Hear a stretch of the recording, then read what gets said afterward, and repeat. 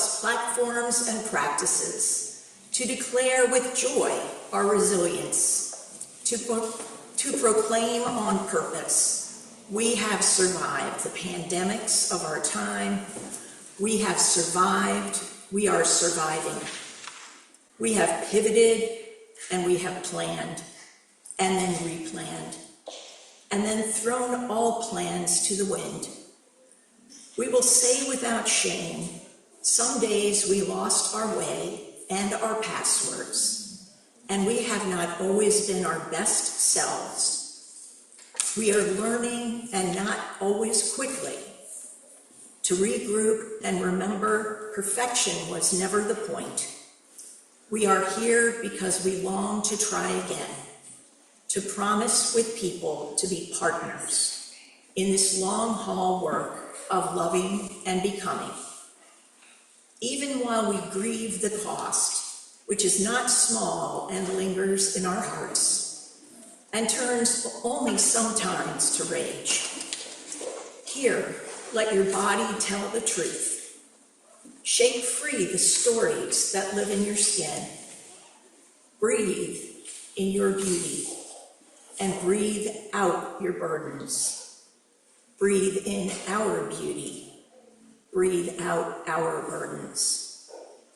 Be here with it all, with all of us, in the freedom of this new day. The storm is passing over. The sun is breaking through.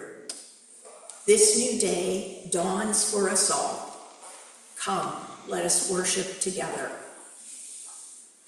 I invite you to rise in body or spirit to join our voices in our opening hymn, 122, Sound Over All Waters.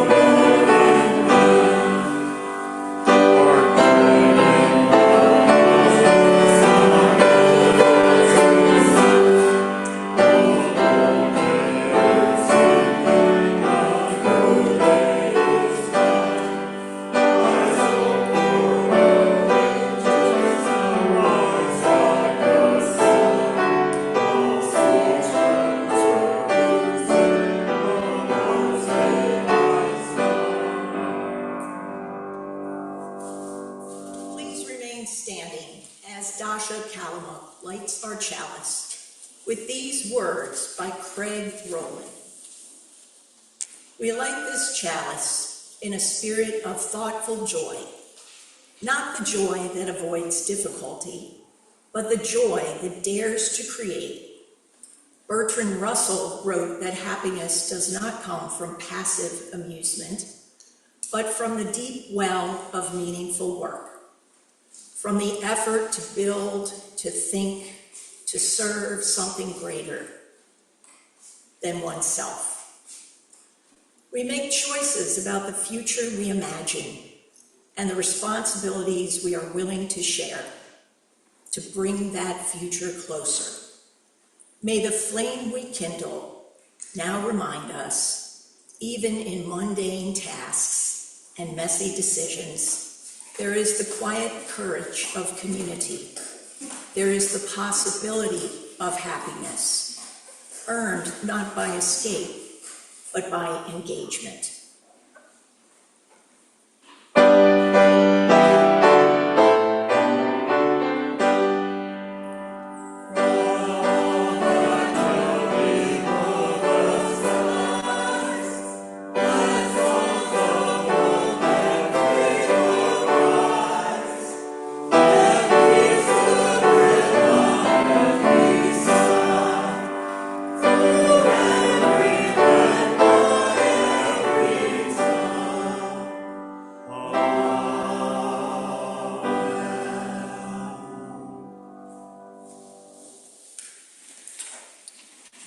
Time for our story of all ages, the wisdom tale, the wise fool and the king.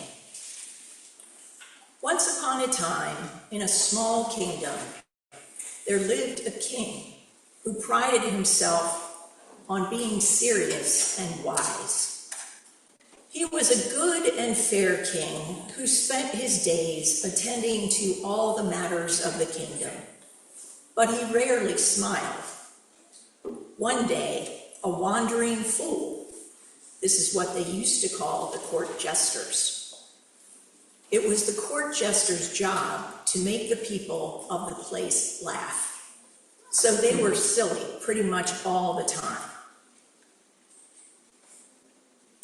He arrived at the palace wearing colorful clothes and a hat adorned with jingling bells. The fool danced into the court, laughing and juggling, much to the amusement of everyone. Everyone but the king, that is. The king was unimpressed. "What use is this foolishness?" he asked. "Life is serious, and your antics serve no purpose here." The fool bowed deeply and replied, "Your Majesty, I respect your wisdom. May I ask you a serious question?" "Of course," replied the king. Serious questions were, after all, his favorite type of question. "What is the purpose of life?" asked the fool. The king thought for a moment and said, "To live wisely, make decisions for the betterment of the kingdom, and leave a legacy." The fool laughed, his bells jingling. "A noble answer, but tell me this, when was the last time you laughed, danced, or did something simply for the fun of it?" The king frowned. He couldn't remember. The fool continued, "Your Majesty, wisdom is important, but joy gives wisdom its light. It is in laughter and play that we remember why we toil and strive. Life is not only about legacy, it's about being alive in this very moment."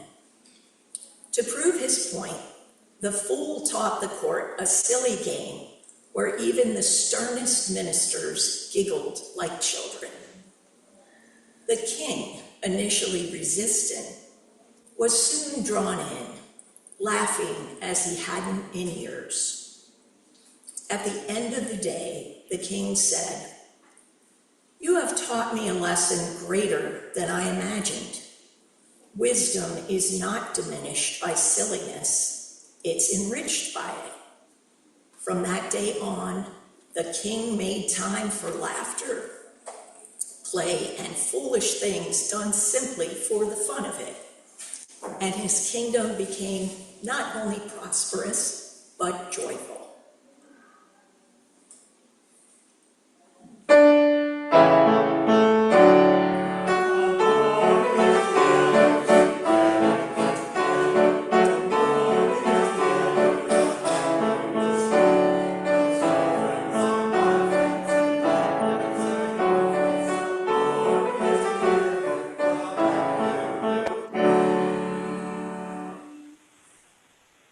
Please remain seated for our prayer hymn.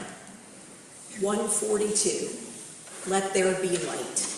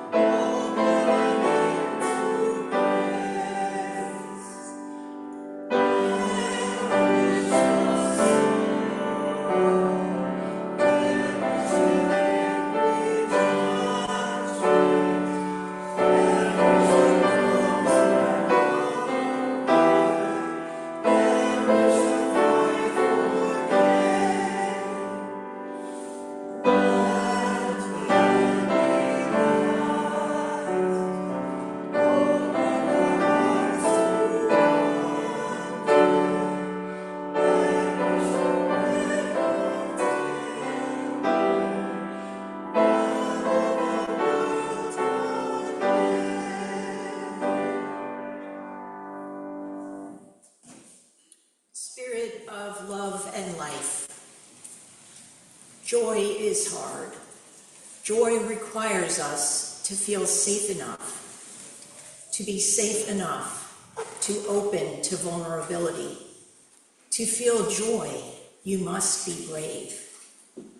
Joy walks into a room after the space has been cleared, cleared of shame, cleared of doubt, cleared of self-recrimination. Joy is hard.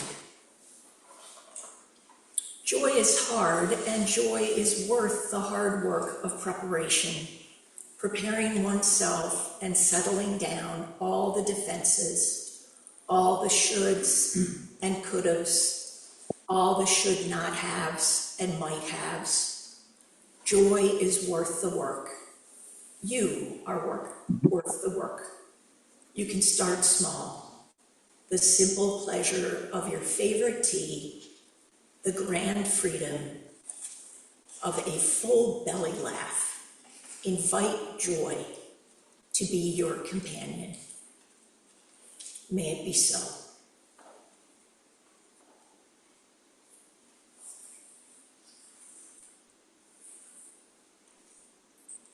In the silence that follows the prayer, you are invited to come forward and light a candle for any joys or concerns you hold in your heart this morning.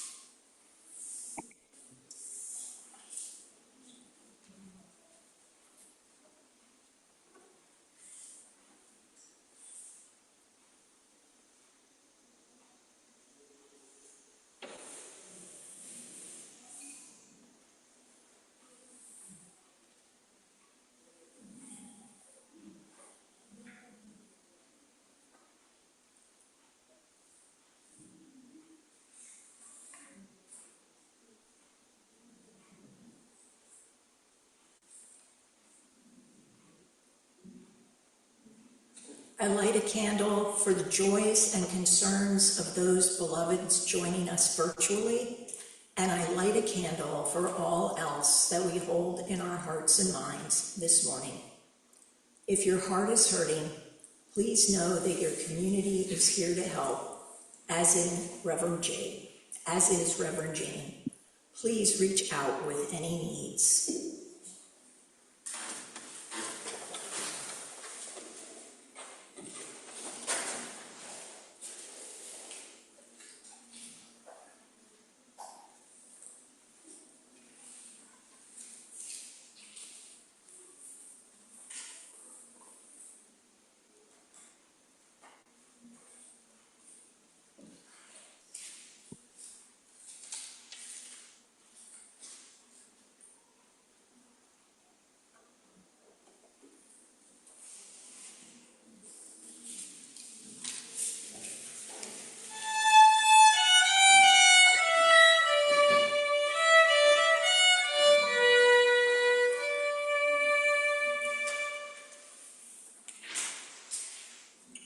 Our invitation to the offering is called Generosity of Spirit.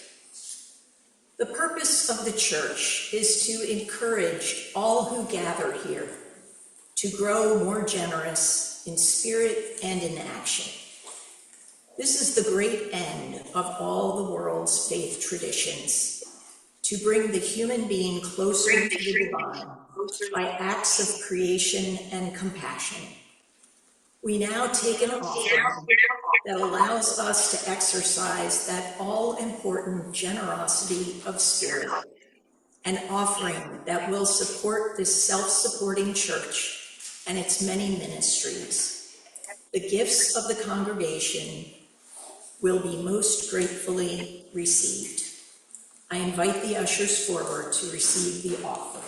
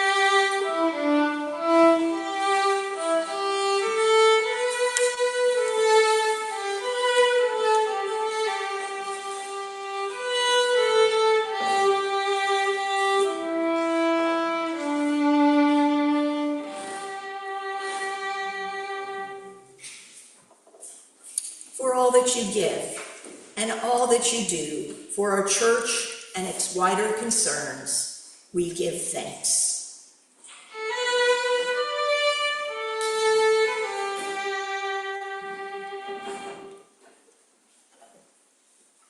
All lovely things belong to me. The sun is shining on the sea. The wind is whispering to the tree. The lark is singing in the sky. The fleecy clouds are sailing by. I am as rich as I can be, for all these things belong to me. No one can take these joys away, for in my heart they ever stay.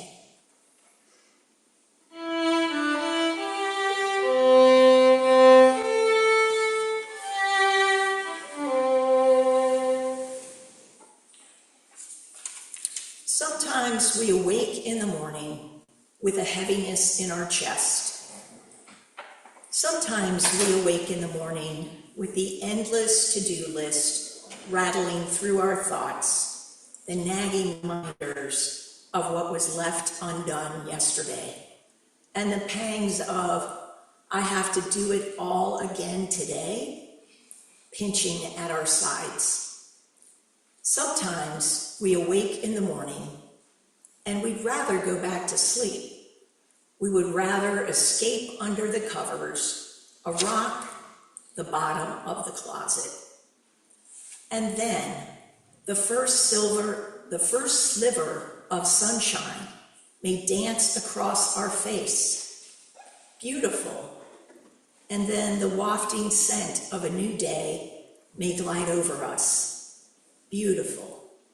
And then signs of life blossom around us to include inside of us. Beautiful. Beauty is our birthright, just as we were born in love, through love, to love. To nurture beauty is to return to our essence, to touch, taste, and experience creation as beautiful, as the fragile, wonderful, and wild interdependence with the spirit of life, that which is so much greater than ourselves. May beauty wrap around and delight us and guide our way. May beauty be yours now and forever. I invite you to rise for body and spirit to join our voices in hymn 21, For the Beauty of the Earth.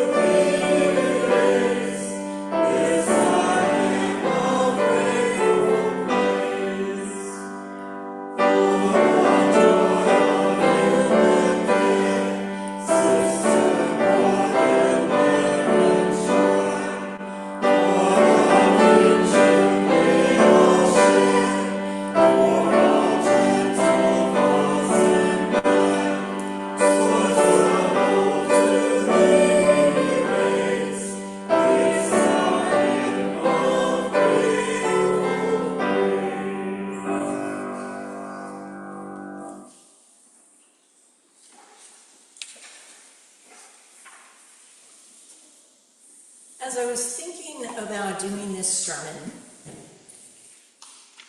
I had recently been experiencing a lot of joy in my life, just joy in the very simple things that come my way, such as looking out of my picture windows and seeing the trees in the forest and my deck boxes with my Rieger begonias. And I was calling this living my life. And I know a lot of people have been disturbed by the political situation in this country and the world, and I decided I'm just going to live my life.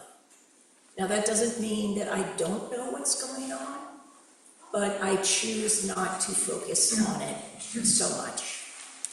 And that has really assisted me in living a great life. I had a few years of grieving, and I finally moved past it. I think it was last winter.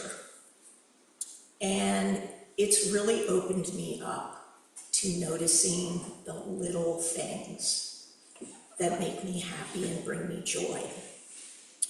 I did something yesterday to intentionally bring myself joy, and I got a puppy.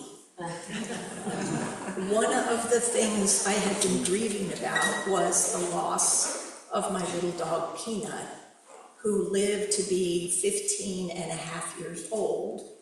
And he was the darling of the family. And everybody was so sad that he'd reached his time. So I wanted to make sure that I was over the grief of Peanut, and I wasn't just replacing him. And I guess it was maybe a month or two ago, I started looking at dogs and thinking about what kind of dog I might want and researching. And this little red miniature poodle puppy I saw, and her name is Lila.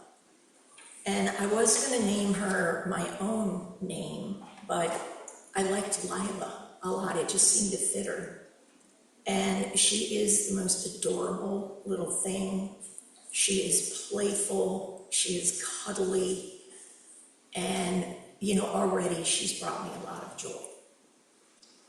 So I chose this sermon by Rev Nica Eaton called Opening to Joy. Here it is. Joseph Campbell said, "We cannot cure the world of sorrows, but we can choose to live in joy. During these difficult times in our world, with wars, the political situation, and so much discord all around, some of you may be feeling alone, tired, or simply overwhelmed. Patience is running low. Fear and fatigue are widespread. Fear of losing our health and well-being. Fear of losing our beautiful planet, succumbing to ever more extreme climate events. And fear of one another, as we have become increasingly divided, antagonistic, and violent. And our fears are not just imaginary. If we follow the news and hear what's happening around the world, times are tough indeed. But there is a medicine, a secret remedy that people don't talk about much, a medicine that your doctor won't prescribe. It doesn't appear on the news or in adverts. Though this medicine doesn't cure the world of ills, it counterbalances adversity. It brings a sweetness, a sparkle to life. It comes in bursts and quivers.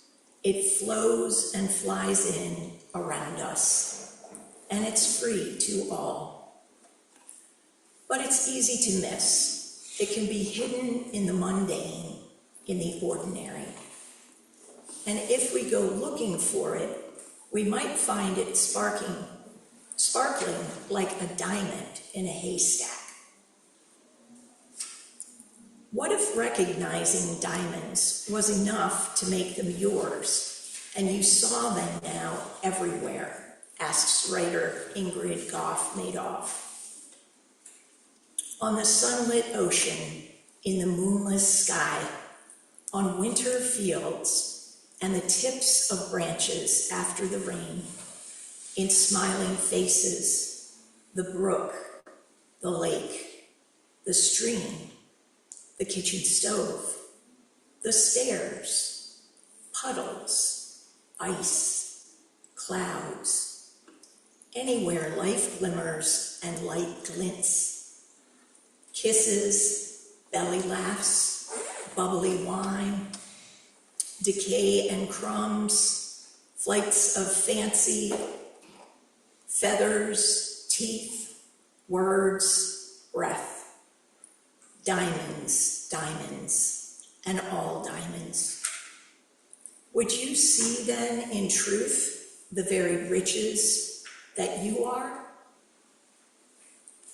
Goff Madoff reminds us this remedy is anywhere life glimmers and light glints. It appears in twinkling stars and pet licks. It comes as unexpected explosions of the heart, as tingles of aliveness, as laughter in song and delight. It can be found hidden even in the darkest corners of life, if we only look for it, if only we open ourselves to see its scintillating presence and experience its healing balm. It is joy. Joy sparkles like diamonds everywhere. Joy is hidden throughout Mary Oliver's poems as well. Many jokingly say that her writings are Unitarian Universalist scripture. So I had to share her poem, Mindful, with you. Every day I see or hear something that more or less kills me with delight, that leaves me like a needle in a haystack of light. It was what I was born for, to look, to listen, to lose myself inside this soft world, to instruct myself over and over in joy and acclamation. Nor am I talking about the exceptional, the fearful, the dreadful, the very extravagant, but of the ordinary, the common, the very drab, the daily presentations. Oh, good scholar, I say to myself, how can you help but grow wise with such teachings as these? The untrimmable light of the world, the ocean shine, the prayers that are made out of grass. Oliver invites us to look in the ordinary, to become mindful that tucked away in our everyday are exquisite flickers of joy and delight. But so often we are oriented towards pain and difficulty, naturally, because that's how we learn to survive. But as we know, what we focus on grows, and if we only turn our attention to the difficult, we may miss Mary Oliver's untrimmable light of the world. So I gave myself an assignment of opening to joy each day, of looking for what brings joy, of seeking that hidden remedy. And I have to say, I felt happier and more contented than I have in a long time. Not that I'm turning my back on all the hardships of life and all the work that needs to be done. Not at all, but I've purposefully gone looking for that which brings laughter and light, that which soothes the weary spirit, that which amazes and cajoles to balance the seesaw of life. And it's everywhere, I found. It's hidden in every day, as long as we remember to look for it. But how do we remember to look for joy during difficult times, when people are struggling? I learned from people who've suffered tremendously, who nevertheless seem to be able to find huge reservoirs of joy. Look at the incredible music, songs, and dances that are part of African American culture that celebrate life. Look at the melodious and rhythmic music to come out of the Jewish culture. Look at the humor that is born from our darkest times. Opening to joy has been a way of coping, of counterbalancing the painful struggle that many oppressed populations have dealt with for centuries. Opening to joy is the medicine to our troubles, to our troubled times. Opening to joy gives us the strength and courage to carry on. It's like a vitamin B infusion for our spirits. My friends, joy is also our birthright. You can see it in babies' smiles and giggles, in their gurgling and delight. It's natural for us to feel joy. But as we get older, the weight of life can quash our ability to feel joy. The responsibilities and trials of life can drain our energy, and we cease seeking the diamonds. We stop knowing they are there. Joy can seem elusive and hard to pin down. And of course, it can be muted by grief, by illness, by loss and pain. Yet the poet William Blake reminds us, joy and woe are woven fine, a clothing for the soul divine.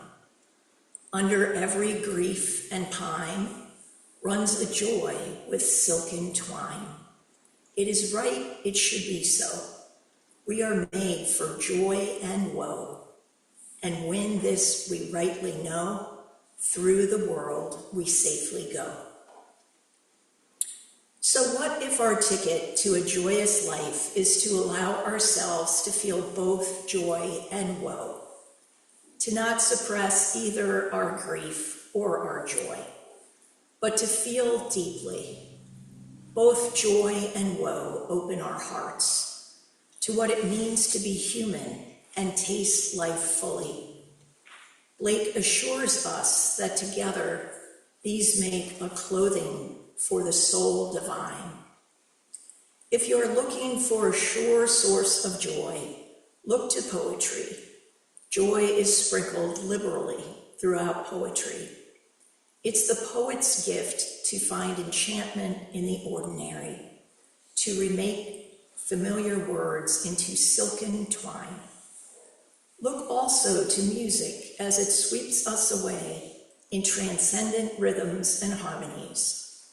Look to art as its colors and textures absorb us. Joy is in us, ready to hitch a ride in the next poem, dance, song, sunset, or piece of art we run across. But it is also around us in every moment if we remember to look. Imagine you woke up today to find this is your last day on earth. How would you want to live it? What would strike you with delight? What would you want to remember?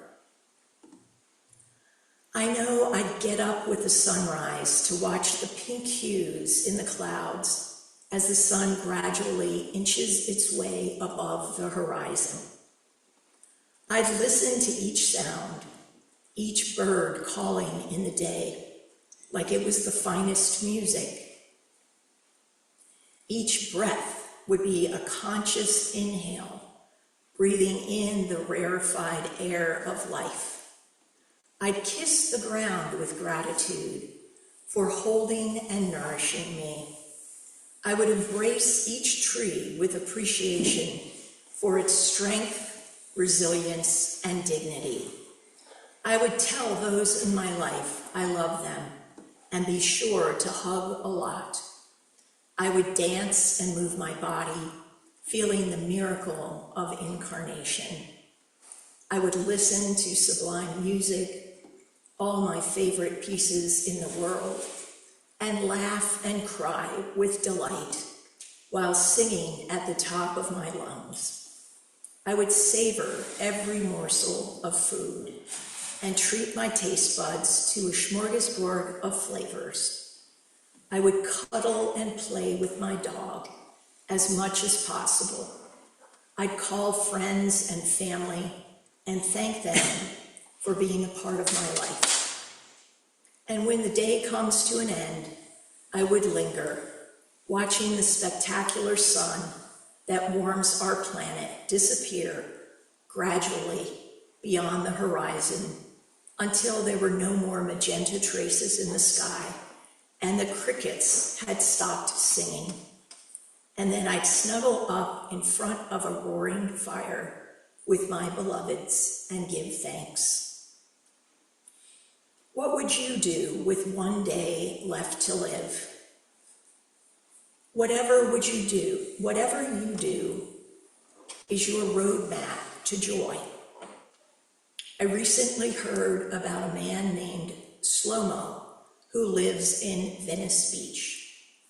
Slow-Mo, whose real name is Dr. John Kitchen, was a successful doctor making good money so he could afford the large house, the latest cars, and all the fine things in life. He'd climbed the ladder of success, got married and had a child, and had achieved all that society told him should make him happy. But he wasn't happy. He was tired and stressed. His marriage collapsed, and though he was surrounded by all the trappings of material wealth, he felt empty inside. Until one day, he met a 93-year-old man in a cafeteria line who told him that the secret of life was to do what you want to do. And so Dr. John went rollerblading along the boardwalk on Venice Beach. As he skated and felt the wind on his face, he began to feel a sense of freedom and delight that no material wealth or success had brought him. So he quit his job, sold most of his belongings, moved into a tiny studio apartment near Venice Beach, and began to skate every day, sometimes for 12 hours straight. As he skates, he raises one leg behind him and leans forward with his arms outstretched, almost flying like a superhero through the air. That position and the continuous motion apparently stimulate the vestibular system to create peace and joy. Slow-Mo has found his ticket to joy and says he wants to get to the end of his life without being a jerk again. He's renowned in Venice Beach as a magical man who beams from ear to ear every day. Someone who's apparently found the secret to a joyful life. But if you can't quit your job or roller skate every day, what are other ways of opening to joy?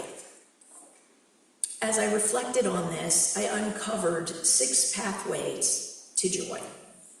On-ramps or practices that can help you get in contact with joy most quickly. The first is embodiment. We are each incarnated into a body. Feel your aliveness in your body. No matter the degree of your mobility or whether you're dealing with pain and discomfort, if you are on this earth, you are embodied. It is a gift to be embodied. Notice the wonder of having a body that allows us to feel, taste, smell, touch, see, and hear what is around us. A body that carries our spirits around for this short time on earth. From the moment we're born to the moment we die, we have physical form on this planet and can tangibly explore and express ourselves.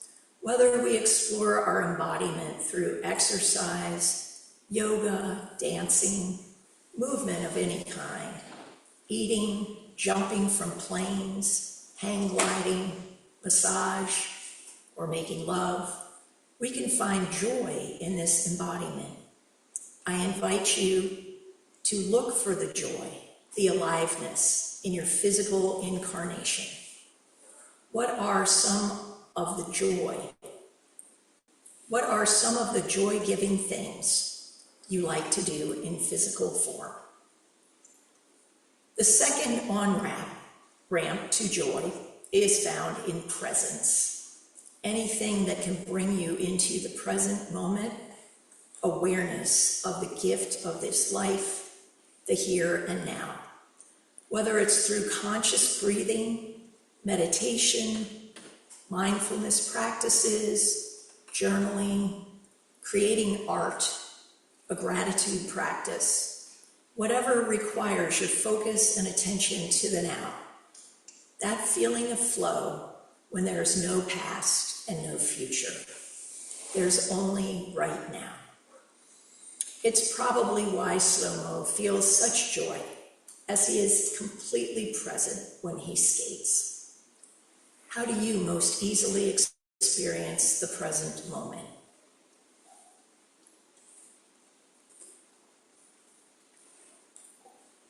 The next pathway to joy is through creativity, expressing yourself through words, art, or movement.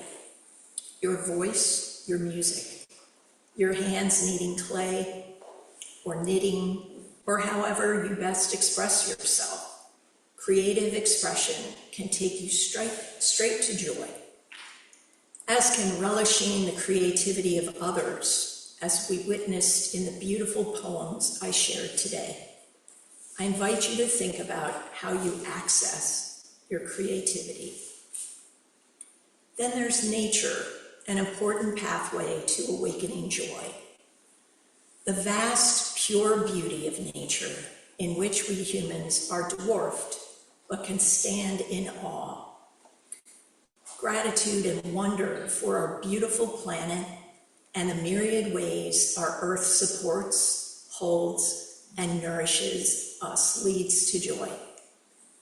Try forest bathing or swimming in our cold ocean. Dig your feet into the sand. Climb a mountain or ski down it to take the joy in giving power of nature. How do you like to connect with nature? Of course, for any of you who've done things for others, you know that profound joy experienced in service, our next pathway. Doing something kind for someone else, helping in any way that makes a difference for another, brings gladness and a greater sense of purpose. Being on purpose in life brings joy. According to research by Morris Okun and colleagues, volunteering reduces the risk of death by 24%. Do I hear you all signing up for Chalice volunteering opportunities? How do you share your joy with the world through service? And finally, love. I don't need to explain this one. When you love or feel loved, it fills your heart with joy. The world looks brighter and more alive. The love of family, the love of friends, of community, of lovers, as well as spiritual love. Love for yourself or from your pet. Any kind of love that opens your heart to joy. Indeed, anything that opens your heart gives you greater access to joy. What practices do you do to open your heart to love? So, my friends, I invite you to experiment with these on-ramps to joy every day. They're at our fingertips always. Embodiment, presence, creativity, nature, service, and love. You may wish to drive up at least one of these on-ramps a day, maybe even more than one. Look for them. They will lead you on the road to joy, no matter what is going on in your life. And remember, joy is not just an emotion, a feeling that arises with certain experiences or stimuli. Joy can be felt as an energy, a tingling, a buzzing, like an electric current in our cells. And this energy is contagious. The other day, our Chalice Circle facilitators were sharing their understandings of joy. And the longer the meeting went on, the more palpable joy became in our midst. As we started to tap into the experience of joy, the energy shifted in the Zoom room as more and more of us began to feel that enlivening in our beings. But by the end of our meeting, we all seemed to have been infected with joy. So focusing on joy, turning our attention to how joy manifests in our lives, experiencing joy in ourselves, seems to spread joy to others. Now that's worth cultivating, isn't it? Just as unhappiness can spread, so can joy. Let's create a contagion of joy. Someone might need it. The world needs it. One of the most satisfying things we can do in this world is to be transmitters of joy. So, my beloveds, my prayer for us is we seek every opportunity we can to open to joy. That amidst our ordinary days and struggles, we look for hidden diamonds. That we spread joy by reminding ourselves and those around us to look for the magic. Look for the twinkling lights. Look for the delight in our lives and share that. Let's heal our world by creating a contagion of joy. May it be so. I invite you to rise in body or spirit to join our voices in our closing hymn, 143, Not in Vain the Distance Begins.